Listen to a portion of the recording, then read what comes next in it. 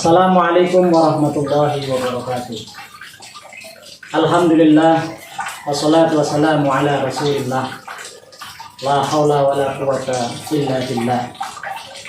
Allahumma salli ala sayyidina Muhammad ibn Abdullah wa ala alihi wa sahbihi wa man wala.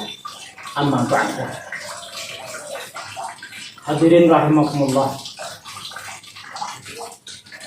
Pada kesempatan kali ini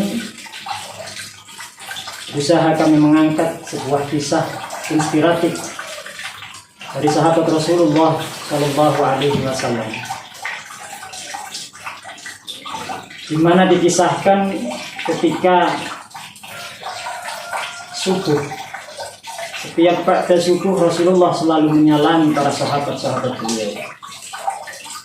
Dan pada suatu subuh terlihat seorang lelaki yang belum pernah dilihat oleh Rasulullah Shallallahu Alaihi Wasallam, dengan pakaian yang teramat sederhana, kain kasar yang membalut pada tubuhnya.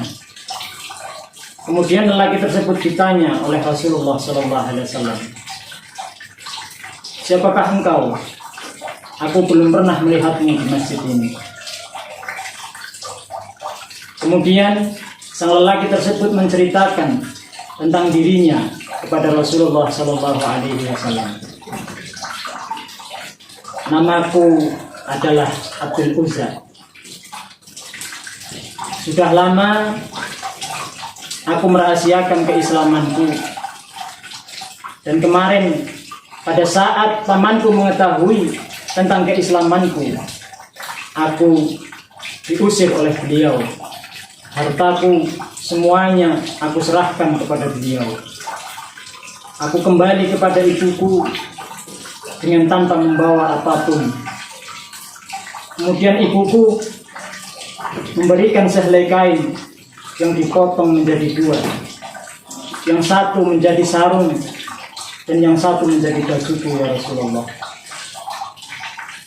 Mendengar kisah dari Abdul Uzza ini, kemudian Rasulullah berkata, "Kalau begitu, namamu sekarang adalah Abdullah Dzul Bijadain, yang artinya adalah seorang hamba yang memakai dua kain kasar yang membalut sebagai sarung dan bajunya."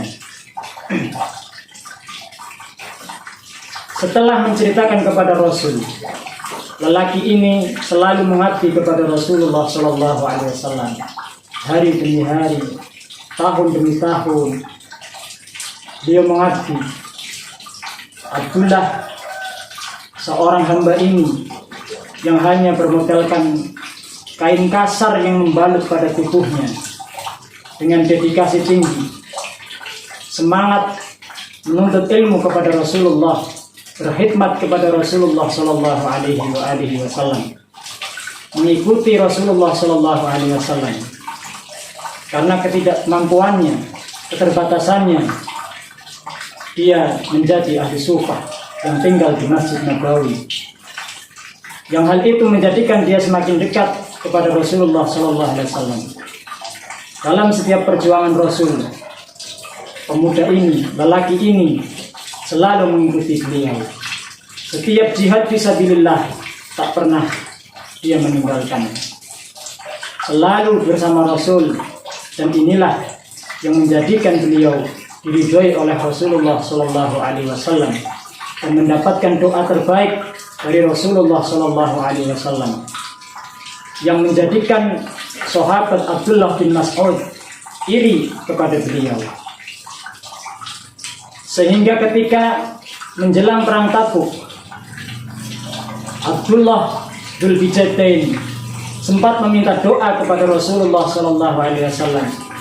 "Ya Rasul, doakan hamba untuk perang kali ini menjadi syahid. Doakan hamba untuk menjadi mati dalam mati syahid fisabilillah." Akan tetapi Rasulullah menjawab, "Tidak, engkau tidak akan mati dalam pertempuran, tapi engkau akan demam dan kemudian mati. Demammu itu akan menjadikanmu sebagai syahid." Inilah doa Rasulullah Shallallahu Alaihi Wasallam. Dan pada saatnya tiba perang Tabuk, ternyata perang Tabuk dimenangkan dengan tanpa ada pertempuran. Hingga pada suatu malam Rasulullah SAW bersama sahabat Abu Bakar dan yang lain menggalikan kubur untuk sahabat Abdullah bin Hujain. Yang ini diketahui oleh Ibnu Mas'ud dan menjadikan Ibnu Mas'ud iri kepada beliau.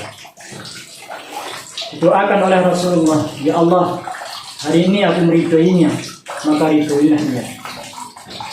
Kisah ini memberikan sebuah pelajaran bagi kita. Bisa kita ambil pelajaran. Yang pertama, iman adalah harga mati. Dalam kondisi apapun, himpitan apapun, iman tetap menjadi yang utama. A'udzubillahi minasyaitonir rajim. Ya ayyuhalladzina amanu taqullaha haqqa tuqatih wa la tamutunna illa wa antum muslimun. Yang kedua, keterbatasan tidak menjadi sebuah penghalang dari sebuah perjuangan. Abdullah bin Hujain tidak memiliki apapun, tidak memiliki rumah, bahkan pakaian yang dikenakan hanya sebuah kain kasar yang dibelah menjadi dua. Tetapi beliau tetap semangat di dalam perjuangan, berkhidmat kepada Rasulullah SAW. Dan yang ketiga adalah orientasi akhirat yang dijanjikan oleh Rasulullah, dijanjikan oleh Allah Subhanahu wa Ta'ala. Inilah yang membuat semangat jihad Abdullah bin Hujain menjadi sebuah semangat, menjadi terus bersama Rasulullah SAW di dalam setiap jihad-jihad beliau. Dengan kisah ini mudah-mudahan menjadikan sebuah inspirasi untuk kita semua, agar kita semuanya selalu berkhidmat tanpa batas, berkhidmat kepada Allah, berkhidmat kepada Rasulullah, berkhidmat kepada agama Islam, berkhidmat dalam sebuah perjuangan untuk menegakkan agama Islam. Demikian yang dapat saya sampaikan. Banyak kekurangan dan banyak kesalahan, mohon maaf yang sebesar-besarnya. Wassalamualaikum warahmatullahi wabarakatuh.